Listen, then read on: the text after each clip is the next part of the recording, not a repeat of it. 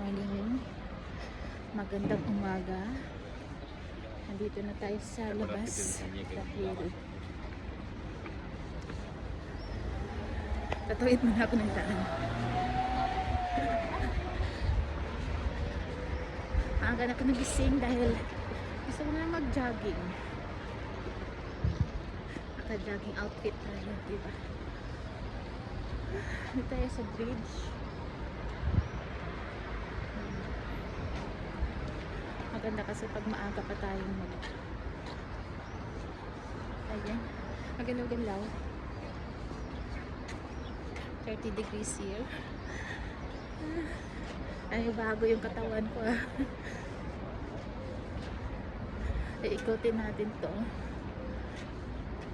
Planning to anta dyan. Ikutin kong lugar.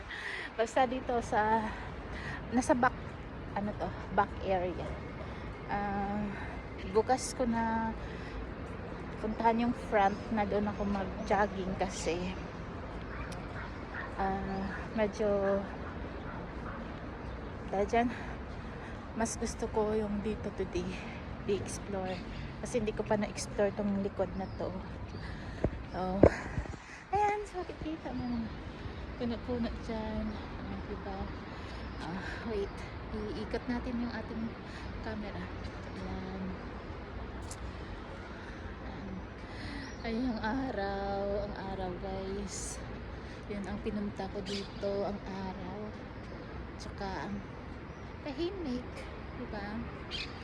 Kung gusto mo ng relaxation, mag-relax ka sa lugar kung saan hindi overpopulated, diba?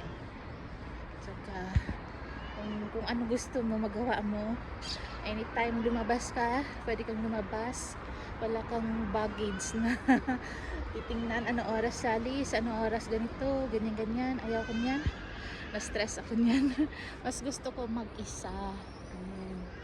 Or kung may kasama man ako, bahala sila sa gagawin niya, bahala na pa sa gagawin ko, ganyan.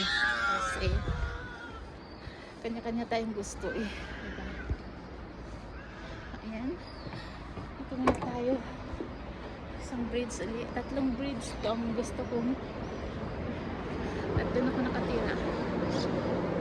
Yan sa medyo white mo. Yan, yan, dyan.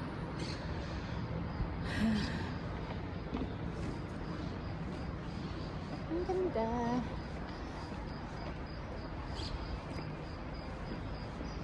Maglakad-lakad. Peaceful ba?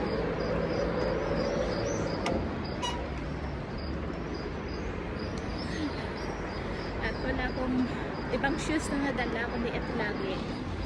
Yan. Ito lagi ang partner ko.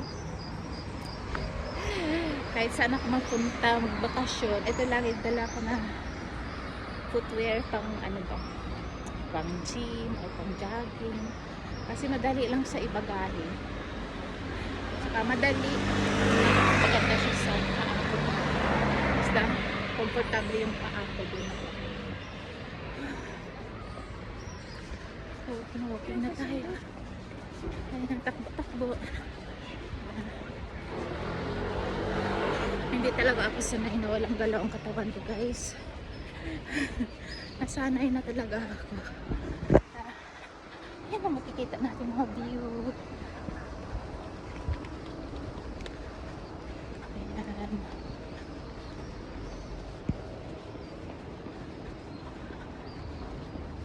Maganda mag-jogging. Ang tulog pa yung kasama mo. Tapos, ikaw layo na narating mo. Maganda siya.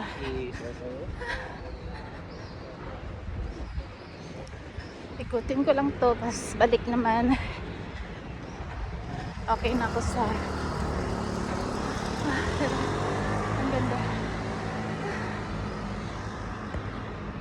Dahil iba yung temperature dito, mabilis akong hingalin. Kaya dahan-dahan lang. Ayun sa kalayuan. Ay, room church doon.